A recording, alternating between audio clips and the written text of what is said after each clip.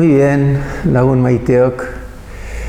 Vamos a continuar en estas charlas telemáticas, ¿verdad?, sobre la Eucaristía y la Palabra de Dios. Y veíamos los signos que nos presenta pues, la Sagrada Escritura, que hacen referencia a la Eucaristía. Habíamos visto dos anteriormente, ¿verdad?, que eran el sacerdocio de Melquisedec y por otra parte el sacrificio de Abraham. El sacrificio de Melquisedec nos presenta la novedad de ese misterioso personaje, rey, sacerdote de Salem, la ciudad de la paz, que se le presenta con pan y vino precisamente y los vestidos sacerdotales a Abraham, que vuelve de la pelea. Y él le ofrece pues, los sacrificios, precisamente inclinándose ante él. Y también veíamos el fondo, diríamos, de la Eucaristía, que viene en cierto modo encubierto y anunciado en el sacrificio de Abraham, sacrificio que no llega a realizarse con su hijo Isaac. El amor de Dios que sacrifica a su hijo precisamente en favor de nosotros, en favor de los hombres, de la humanidad. Y ahora vamos a ver un hito importante en la historia del pueblo de Dios y que también hace una referencia directa a la Eucaristía, que es la cena de la Pascua, la conmemoración de ese hecho grandioso en el cual Dios manifiesta su poder librando al pueblo de sus enemigos y dándoles la libertad y en cierto modo la paz. El tema es la Pascua judía, podemos así denominarla. Esto ocurre aproximadamente en el siglo XIII a.C. Veíamos la última escena de la proyección anterior, en la cual se hablaba precisamente de ese sacrificio de Abraham. Era Abraham el protagonista, el padre de los creyentes, ¿verdad?, el padre de la fe. Y ahora vamos a ver pues, otro personaje fundamental en la historia del pueblo de Dios, del pueblo de Israel, y en cierto modo como base de nuestra fe cristiana, que es Moisés. Jacob fue donde se prolongó, diríamos, esa descendencia que Dios anunció a Abraham. Y llega un momento en el cual pues, tiene 12 hijos, ¿verdad? Los 10 primeros de la primera mujer, y luego aparecerán José y Benjamín. Recordad esa escena de celos de los hermanos contra José, que va a propiciar precisamente la marcha a Egipto. Los hermanos quieren matarle por envidia, que luego se convierte en odio a José. Al final prevalece la voz de Rubén, del mayor, y lo venden a unos mercaderes que iban a Egipto. Y allí será cuando él, después de muchas aventuras, ¿verdad?, la mujer del ministro, de donde él es el criado, pues va a decir que su hijo, que al no querer tener relaciones, José con ella le acusa de que ha querido violentarla, ¿verdad? Y entonces es llevado a la cárcel. Allí tiene un diálogo con personajes en cierto modo de relieve en la corte del faraón. Y así llega, interpretando los sueños del faraón de las 7 vacas gordas y las 7 vacas flacas, a la conclusión de que verdaderamente está iluminado por Dios y el faraón le pondrá como primer ministro. Viene aquel hambre al mundo, a la tierra, tiene muchas provisiones el faraón y el pueblo de Israel, que padece también de hambruna, pues irán pues, a una serie de hermanos, menos el más pequeño, Benjamín, que se queda con su padre, con Jacob. Y entonces pues se da esa manifestación de José como el hermano que había desechado y que había sido incluso motivo de un deseo de muerte por parte de los hermanos por envidia.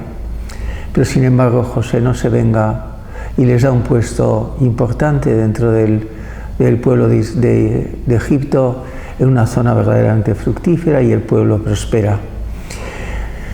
Pero van a llegar años, pasarán un par de siglos, y entonces es cuando el pueblo egipcio lleva a una especie de servidumbre a los extranjeros, de un modo especial a los israelitas.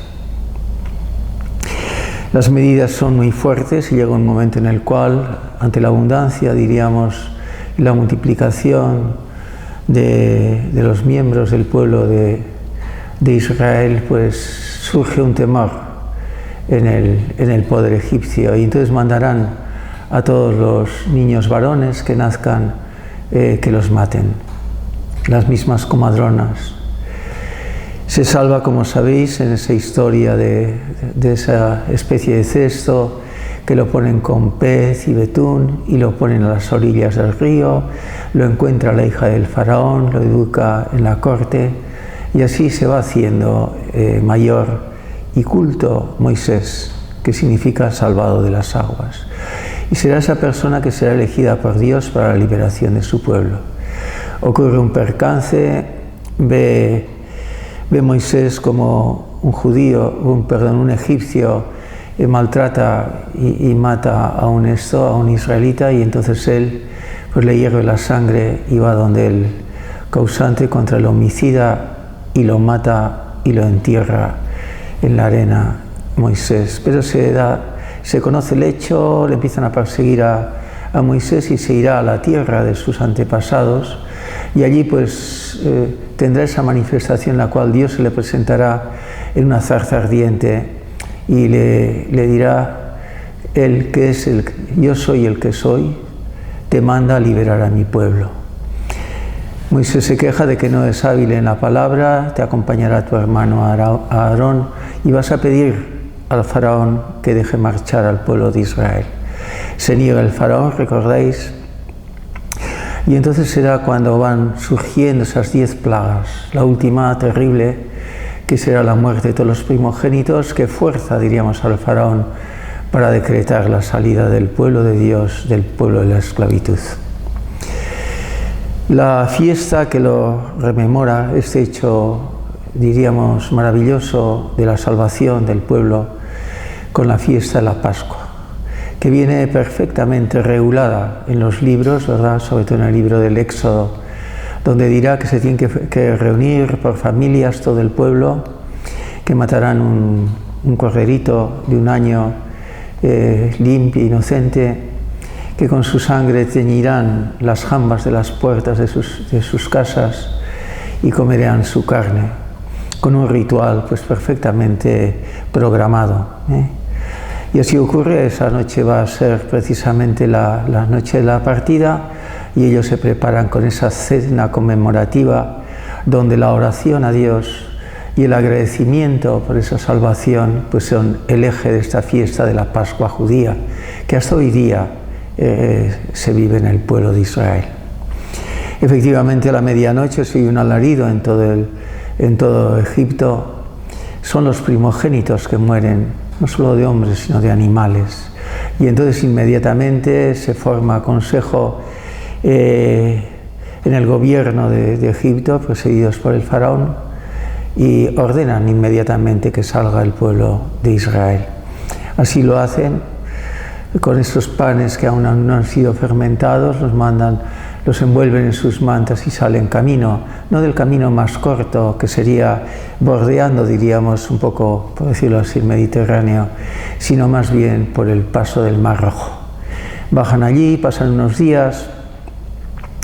Entonces será cuando verdaderamente pues, se dan cuenta el faraón lo que han hecho, no tienen gente que les sirva, y entonces irá con su ejército en persecución del pueblo de Israel. Verdaderamente, bueno, ahora veremos un poquitito, si queréis, vamos a ver las imágenes precisamente de esa fiesta de la Pascua que rememora 2 hechos. El primero, la comida del Cordero Pascual, y la segunda y más definitiva, ¿verdad?, la gloria del pueblo protegido por Dios, que acaba con sus enemigos en el paso del Mar Rojo, en esas aguas que se abren para pasar al otro lado y cantar el himno de acción de gracias. Pues muy bien, leemos: en tiempos de Moisés, 1200 años antes de Cristo, aparece la celebración de la Pascua. Es una comida comunitaria en recuerdo, es importante el recuerdo, la conmemoración. Cuando decimos en la Eucaristía se dice es hacer esto en recuerdo, en conmemoración mía, las últimas palabras de Cristo en la consagración que repite la Iglesia. En recuerdo del paso de Israel de la tierra de la esclavitud a la tierra de la libertad. En ambiente familiar, de agradecimiento y de victoria, las dos cosas, como en la Santa Eucaristía. Agradecimiento a Dios, eso significa precisamente Eucaristía. Con la sangre del Cordero que tiñen los dinteles de la puerta, esa sangre del Cordero que será luego alimento, diríamos, para el pueblo de Dios, viene a ser como una especie de purificación por un lado y por otro rechazo a las fuerzas del mal que no pueden entrar en esa casa. Su carne sin defecto ni mancha es alimento. Muerto no le quebrará ningún hueso, como verá San Juan al pie de la cruz. Esto le hace recordar, no le quebrarán un hueso, mirarán al que traspasaron. En cambio le traspasarán el cuello, probablemente, como se realiza una especie de corta de huello de la víctima. El Cordero Pascual es el rito fundamental en la historia del pueblo judío. Se hace precisamente cuando la luna viene a ser la luna nueva que viene en realidad a iluminar el caminar del pueblo de Dios y el paso del Mar Rojo. Vemos que en la Iglesia, nuestra Iglesia católica, la Eucaristía es la Pascua de Cristo. Vemos que efectivamente que se rememora su victoria definitiva sobre el enemigo y el pecado y la muerte. Por envidia del diablo entró el pecado en el mundo y con el pecado la muerte, y la padecen todos los humanos. Es la sentencia que quedará rehabilitada después de pasar de esta tierra de la esclavitud a la tierra de la libertad. Jesús celebrará el día de Jueves Santo, esa Pascua, la Pascua judía, con una serie de intervenciones especiales. Jesús cambiará el pan y el vino, signo del nuevo Cordero Pascual, ¿verdad?, en la última cena. Ellos comerán el Cordero, pero quedará superado con esa presencia ya definitiva de Cristo en el pan. Al celebrar la Eucaristía será la sangre derramada para el perdón de los pecados. Es importante ver precisamente este fondo, diríamos, en la historia de Israel, que progresivamente irá transformándose en el mundo cristiano en la última cena de Jesús, en la Pascua del Señor. Podemos decir también que es una explicación de la victoria en la palabra de Dios que siempre se hace en la Eucaristía, viene a ser ese recuerdo de la historia, sobre todo de Abraham, porque nos ha llegado, y la historia de Moisés, lo que se leerá siempre en la Pascua judía. Por una parte, pues eso, el pan y el vino que se hacen presente en la mesa de Jesús, que es el rito de Melquisedec.